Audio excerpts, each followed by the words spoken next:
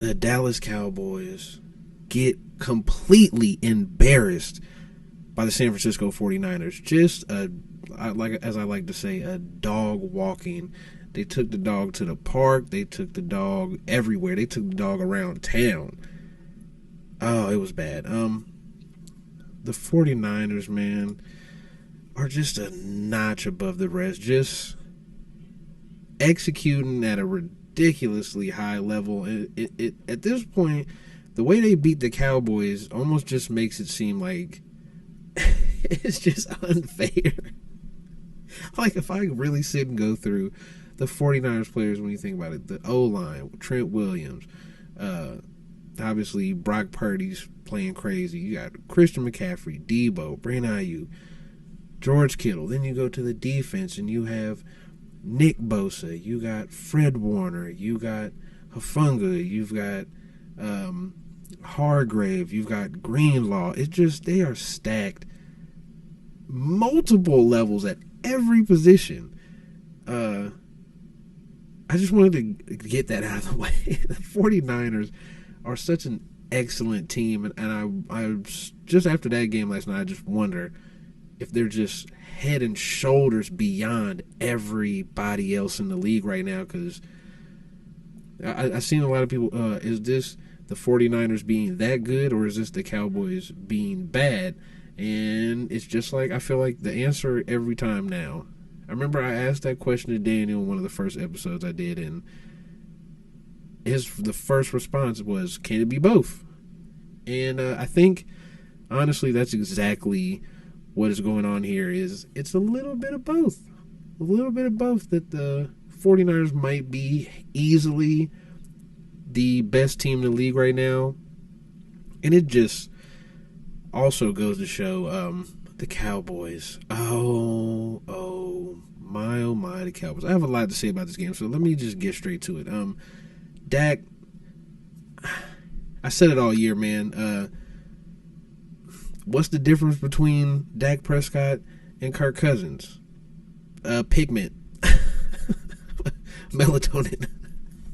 That's about it right now. Actually, crazy enough, Kirk Cousins has played hands down better than Dak Prescott this year. But Dak was just bad this game, man. He threw 3 picks. Let me go look and get the exact stats, because 156 yards, something like that. 3 picks, a touchdown. On really 14 of 24. That's it. They threw the ball 24 times. That's great. San Francisco only threw the ball 40 or 24 times. But Dak was awful, and I don't want to harp on Dak too much. I already said it. Dak doesn't have it, right? And the crazy thing about it is, somehow, some way, the Cowboys' offensive line actually put up a good fight against the 49ers' defensive line. There was no trouble up front, except for the fact that they couldn't run the ball. They couldn't establish the run, but they weren't going to get to run anyway because they fell behind so quick. So let me go look. Because what? Yeah, we start off 14-0 in the second quarter. And from then on out, it was just kind of, it was a struggle fest. This was a struggle fest game because Dak didn't have it going whatsoever, and they just stomped them. And I think a lot of the talk has been and will be surrounding whether or not Brock Purdy is actually good. Not just good, but is he elite? Is he carrying the offense? And I think they just got a glimpse of the possible future for the 49ers looking across at the Cowboys. And that's where I think like, where I'm going to go with this conversation, this rant, if you will. I had a very deep dislike and disdain for watching Alex Smith play quarterback for the Chiefs for 6 years, whatever it was. I couldn't stand it. There's different levels to game managers and quarterbacks in general, but specific also in the tiers of the types of quarterbacks. And I think Dak and Brock Purdy are essentially just the same guy, to be honest. Actually, Brock Purdy is about even, because what he lacks in his running ability compared to Dak, he makes up for in just the processing of the game, right? Let's get back to that, what I was saying. 2016, right? 2016, Dak takes the Cowboys to a 13-3 record. And actually, I would love, let me pull this up, because I think what's happening is we see Brock Purdy playing at such a high level. And I think we, in general, as, football viewing people, especially if you're listening to this, we have a tendency to get wrapped up in the current, the now, and we forget that the past has played out and shown us basically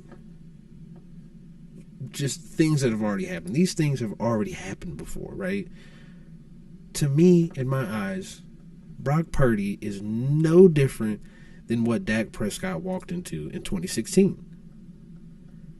And I wanted to go look at some of the skill position players to kind of compare this. So Dak walks in, and he has Ezekiel Elliott, his rookie year, who you could argue was the best running back in the league at the time. Very similar, not similar in play style, but very similar to what Christian McCaffrey is doing right now. And they had Darren McFadden was the backup. They had a strong number one wide receiver, and that was Dez Bryant. Dez Bryant, a big, strong, physical number one X receiver, sounds a whole lot like Deebo Samuels. They also had a top tier, at the time, generational tight end, a go-to security blanket-esque tight end in Jason Witten. Not too far from a George Kittle. Now, obviously, George Kittle better than Jason Witten. Deebo Samuel better than Dez Bryant? Probably. I mean, I'd have to really go look through everything, but I would say, just looking eye test wise, yeah, I would take Deebo over Dez Bryant, but that's neither here nor there. So, if we look, Dak and Brock Purdy, through his rookie year versus Brock Purdy's first, we'll call it 10 games. Passing yards per game, Dak has more. Now, that's a little skewed because there's a couple games where Brock Purdy didn't play the whole game, but either way, it's significantly more. Okay? Touchdown percentage is Dak 5 to Brock Purdy 7. Interception percentage is Dak at 0.9 to Brock Purdy at 1.3. Now, the stats are the stats, but what I wanted to really talk about is just the same thing. We're talking about a guy that is a good decision maker. Maybe doesn't have the arm of a Josh Allen, Herbert, Mahomes. Doesn't have a strong, super strong arm. Doesn't have the best arm talent in the world, but makes great decisions. Has great players around him. Oh, I forget to mention the O-lines. Legendary Dallas Cowboys 2016 offensive line, and Trent Williams and the boys for the 49ers. But, so great O-line, great skill players, good defense. I could argue that the 49ers defense was better than those Cowboy defenses. Almost like it's almost laughable to even try to compare the two defenses, but still. So Brock Purdy with an even better defense than what Dak has right now. And then you get the cherry on top of the sundae, which is the coaching. Now, if I remember correctly, Jason Garrett was the coach of the Cowboys at the time versus Kyle Shanahan, one of the best offensive minds of the past 10 years, however long it's been. And I think we get caught up in the now, and we want to say because Brock Purdy didn't make any mistakes that he was great, or that he is great, that he is an elite quarterback. Excuse me. But we said the same thing about Dak Prescott. And what we found out over time was that he was average. He's an average quarterback. And it's funny because I dump on Dak. But in reality, they are, he is a good quarterback. He's not bad by any stretch of the imagination. But he's not great. So you're right there. You're good. You're a serviceable starter in the NFL. And it's the same way I viewed Alex Smith. I personally I like this new style of the quarterback where we're leaning more towards runners and gunslingers. What I was calling point guard quarterback. Versus the traditional game manager, make the check down 30 times a game and just hope that your defense doesn't give up 50. Let's just hope we can, move down the field and whatever. But I think that's the big thing is Brock and Dak are essentially the same guy in the same position. And all it took for Dak to fall out of that was the next year after that 2016 year. And some people will say, well, Brock Purdy did this last year. Brock Purdy did it for a handful of games last year and got knocked off in the playoffs in a game that I feel like people tend to forget that it didn't look like it was a close game. That Eagles 49ers game didn't look like it was going to be a very close game at all. Well, at least from what I remember. And I think we just get stuck in debating, or the media get stuck in debating whether somebody like Brock Purdy is good, and we tend to throw out all this other stuff, right? So, I just think we got to pump our brakes with the Brock Purdy thing. In 2016, people were saying coming into the next year that Dak Prescott could be an MVP candidate. People like Skip Bayless, over their skis, looking at basically a game-managing quarterback with legs, could be an MVP guy. But then what happens is, Dez is older, the line's older, the defense falls completely apart for Dallas at that point. And I think with the 49ers, we're going to start to see that you have to pay all these guys. Now, I don't know exactly what the 49ers contract situation is right now, but I can look it up. It's all this stuff is available, right? And I just wonder how long you can have a stacked team like this. I think it was Chad Johnson, Ocho Cinco, that said it's kind of like the Warriors when they had KD, where it's just almost unfair. Right? Now let's see. Whose contracts are up first? Anybody that matters this year? No. Nobody notable this year. But this is what I mean is, so next year it gets you got Dre Greenlaw, Brandon Ayuk is up, Isaiah Oliver, who was played pretty good, who fungus up. Both the backup running backs. So, yeah, you have about 2 years. You've got this year and next year, really, where you can kind of have this sustained success. I wonder when Purdy's contract is up, because we see it with the Chiefs right now. As a Chiefs fan, we've seen it, right? We don't have the money to have a good O line, build up the defense, keep Kelsey, Hill, Chris Jones. You run out of money, right? As simple as that. And I think that's what I was trying to say not too long ago is once you pay Brock Purdy, what happens then? Same thing happened with the Cowboys. Same thing happens with every single team, especially with this new the new way that these things go, right? Where people are trying to get a good to solid quarterback on a rookie contract so that they can basically keep all this talent around them. But what happens is if that guy performs well and you're successful, people tend to give a lot of the credit to the quarterback. So then naturally that guy's going to want to get paid like a top-end quarterback. If we keep praising, look at Dak. Dak got all that money and the team is barren and he's out there just struggling away with all the expectations in the world on him. And I think eventually that's what's going to happen to Purdy. But that doesn't. None of this excuses how badly Dallas got beaten last night. And I feel like I don't even. What am I to say, right? That I didn't already say before. I mean, at the worst possible moment, the Cowboys are always going to do the worst thing every time. And that's what they did. They shit their pants last night, Sunday night. And you lose to the Cardinals somehow.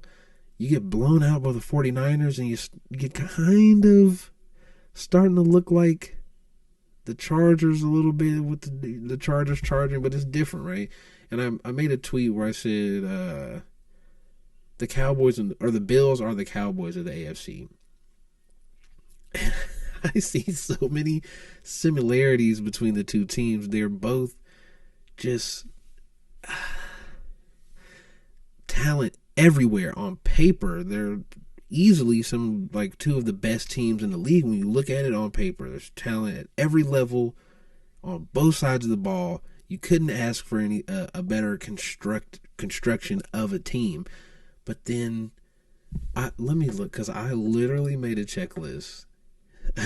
Let me go through it. So this is the checklist. Super Bowl expectations every year. Every year we say the Cowboys are going to be in the Super Bowl race. Every year we say the Bills are going to be in the Super Bowl race. Telling at all the levels, like I said, they beat the shit out of bad teams. They just do. Bills constantly go crazy on bad teams, and we get overhype them. The Cowboys do the same thing. This year specifically for the Cowboys, they just beat all bad teams, and we hyped them up. The QB, quarterback, Josh Allen, Dak Prescott are going to try. They're tryhards, and they're going to make horrible, god-awful mistakes, and it's inevitable. It's going to happen. That's what they do. And they're going to make the playoffs, and they're going to flop to a team like the 49ers and Eagles for the Cowboys or Chiefs Bengals for the Bills. And just repeat the cycle over and over and over and over for 4 or 5 years. And that's exactly what you get with both teams. And I feel greatly that they'll just do the exact same thing again. We'll do the same thing again. We're on the roller coaster ride of these two teams. So Cowboys fans, just strap in and know that you'll have some other type of high point this year. Maybe they beat the Eagles both times this year, and then we're talking about some, I don't know. Come on, guys. The Cowboys should be better than this, right? They should be, but it never fails.